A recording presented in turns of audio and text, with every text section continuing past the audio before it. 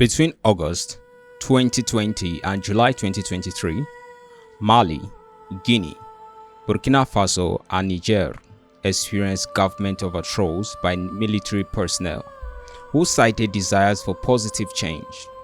This coup resulted in the expulsion of Western powers from the African continent. Subsequently, an alliance formed among these nations, causing concern for Western leaders, particularly regarding Burkina Faso and its leader, Captain Ibrahim Traore. Traore, popular among young Africans, has focused on poverty reduction and diminishing foreign aid dependence. However, he has faced challenges, including reported assassination attempts. Captain Traore in Burkina Faso, as they know that both, whether it's their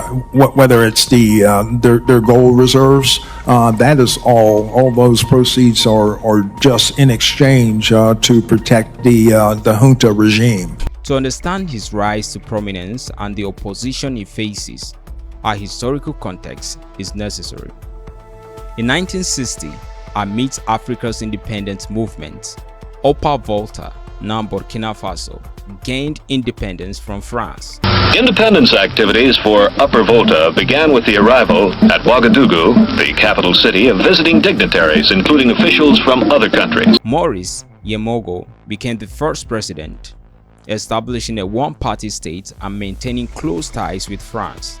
This neo-colonial relationship and Yemogo's autocratic rule led to public discontent. Nous croyons porter témoignage de la valeur objective de la coopération franco-africaine en démontrant de manière indiscutable que notre attachement à la France est absolument libre.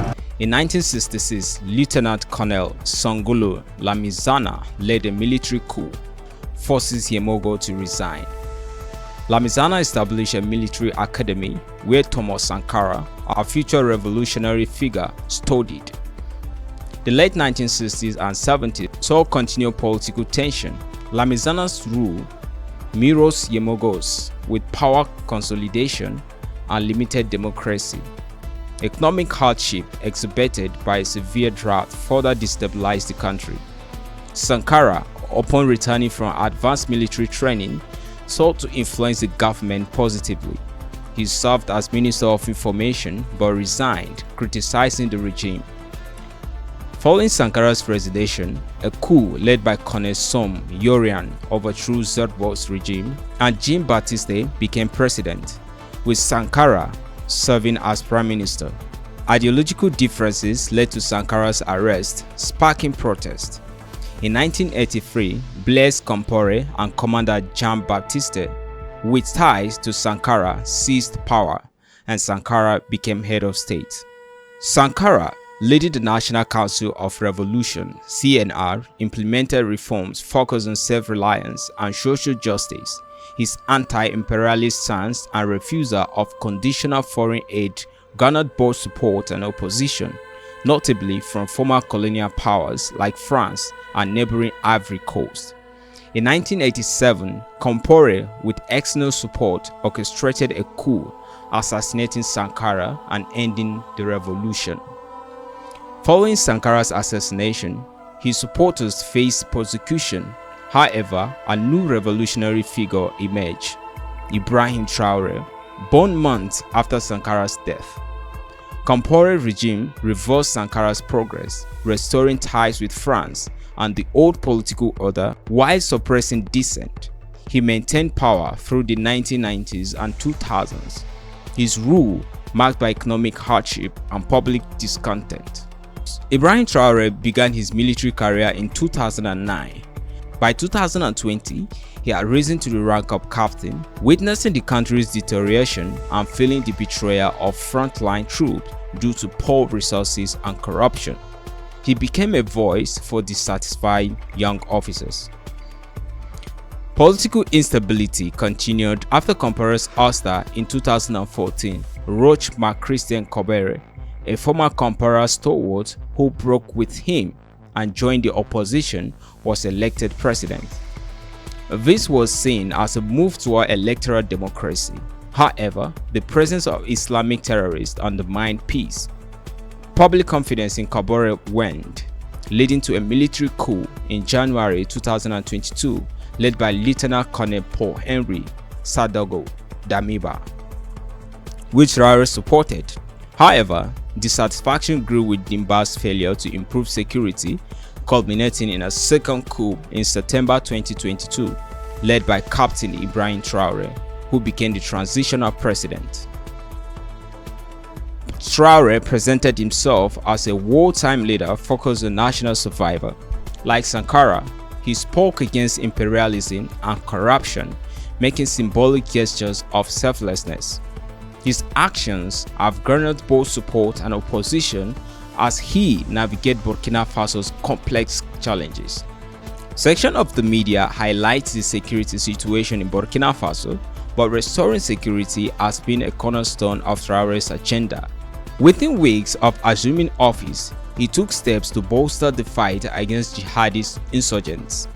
Traore's administration announced a nationwide campaign to recruit civilian volunteers into auxiliary defense units, aiming to mobilize ordinary citizens to protect their communities.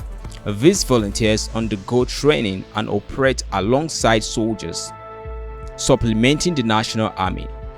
Traore's government vowed to reconquer territory occupied by militants and refuse negotiations until they were militarily weakened.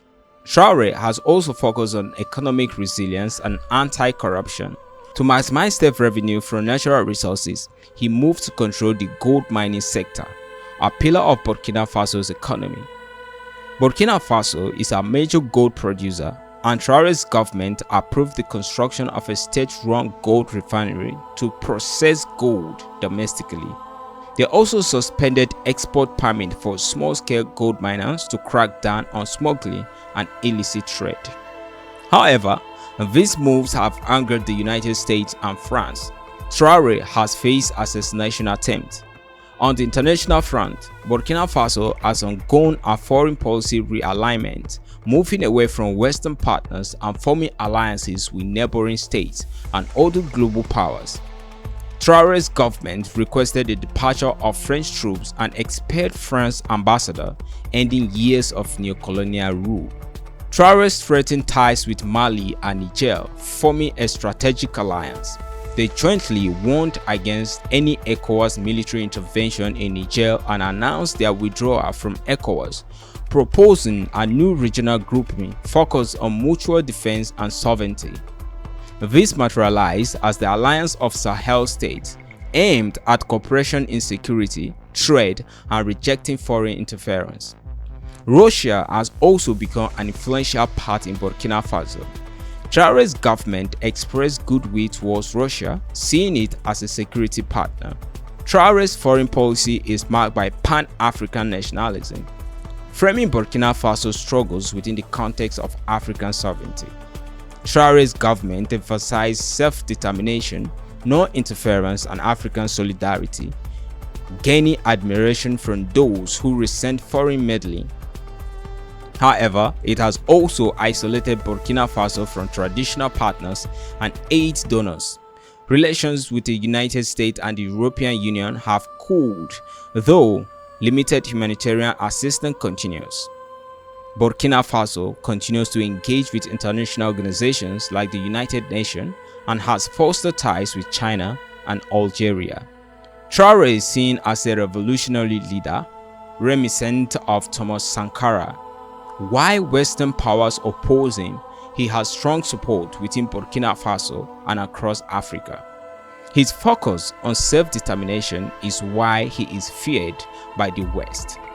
Thank you for watching Let's Talk Politics on Nigerian News. Join us next time for more interesting stories.